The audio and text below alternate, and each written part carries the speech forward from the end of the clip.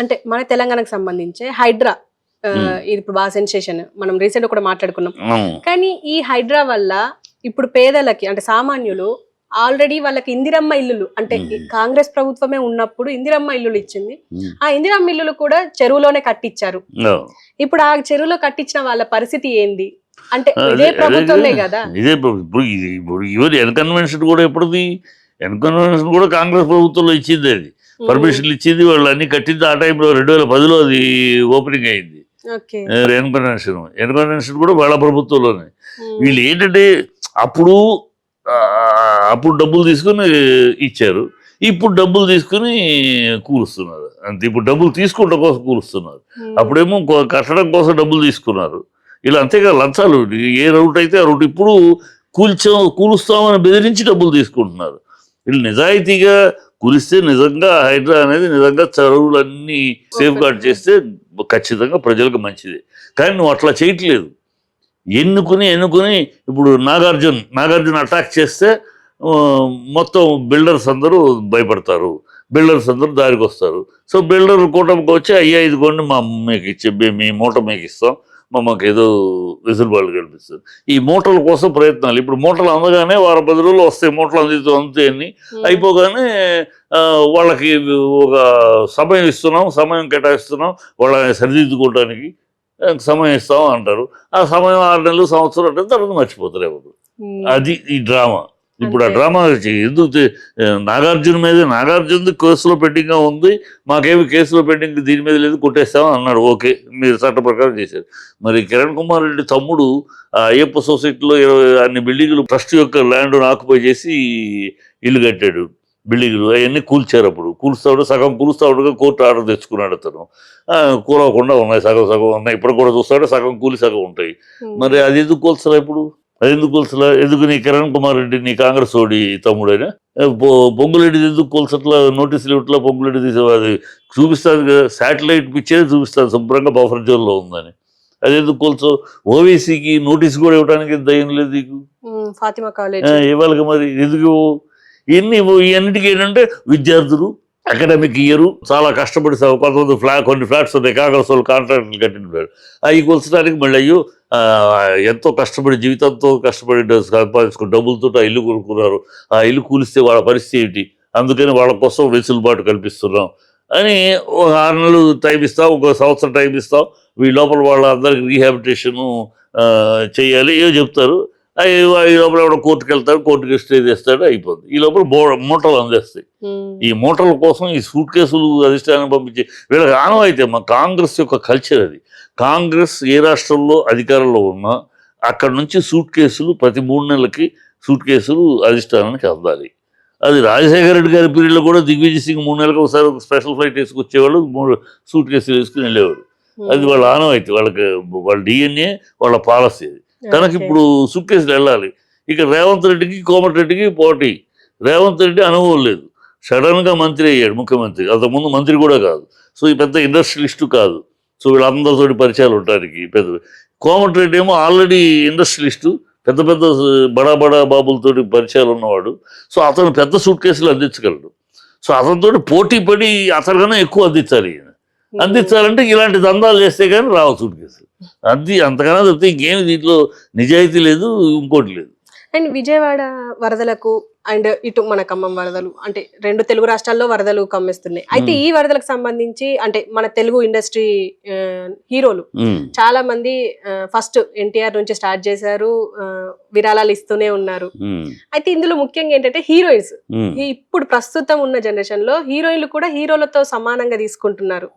కానీ ఎందుకు విరాళాలు ఇవ్వలేదు, ఒక అనన్య నాగల్ల అనే అమ్మాయి మాత్రమే ఇచ్చింది అని చెప్పేసి అంటే వార్తలు. అంటే హీరోయిన్లు ఇవ్వలేదు అనే దానికి ఎట్లా ఉండాలి?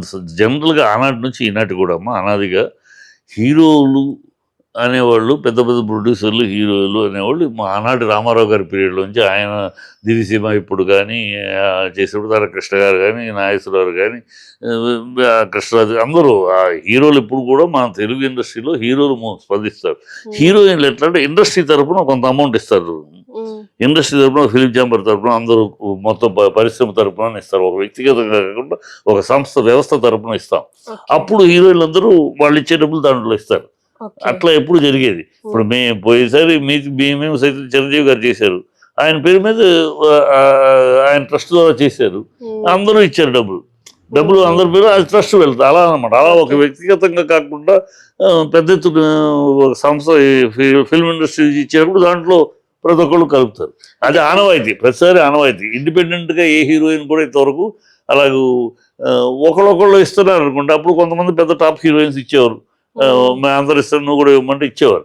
ఇప్పుడు అలాగా గతం చాలా కాలంగా ఏమిటంటే హీరోలు ముందు ఇస్తారు, తర్వాత ఇండస్ట్రీ ఇస్తుంది, ఆ ఇండస్ట్రీలో పూల్ అవుతుంది వీళ్ళ అమౌంట్. అంతే. కానీ ఏమంటున్నారంటే ఒక తెలుగు హీరోయిన్ ఇచ్చింది బయట అంటే ఎంతో మంది ముంబై హీరోయిన్స్ ఉన్నారు, మన కన్నడ హీరోయిన్స్ వస్తున్నారు, మన దగ్గర చేస్తున్నారు, మరి వాళ్ళు ఎందుకు ఇవ్వట్లేదు అని చెప్పేసి మాట్లాడుతున్నారు. అది మాట్లాడడం తప్పమ్మా. ఇప్పుడు వాళ్ళ కేరళలో జరిగింది, మన తెలుగు వాళ్ళు చాలా మంది అక్కడ యాక్ట్ చేస్తున్నారు. ఒక అర్జున్ ఇచ్చాడు, మిగతా ఎవరు ఇవ్వలేదు ఎందుకని? అది అడిగితే ఎట్లా? అది కదా, అది మన రాష్ట్రం చేసేది ఇస్తారు, అది అది ఇవ్వాలి, ఇస్తారా సస్తారా అన్నట్టు ఉండకూడదు కదా. అది అందుట్లో మన తెలుగు ఇండస్ట్రీ ఎప్పుడు కూడా తెలుగు ఆ విషయంలో వంక పెట్టడానికి లేదమ్మా. నేను చిన్నప్పటి నుంచి చూస్తున్నాను.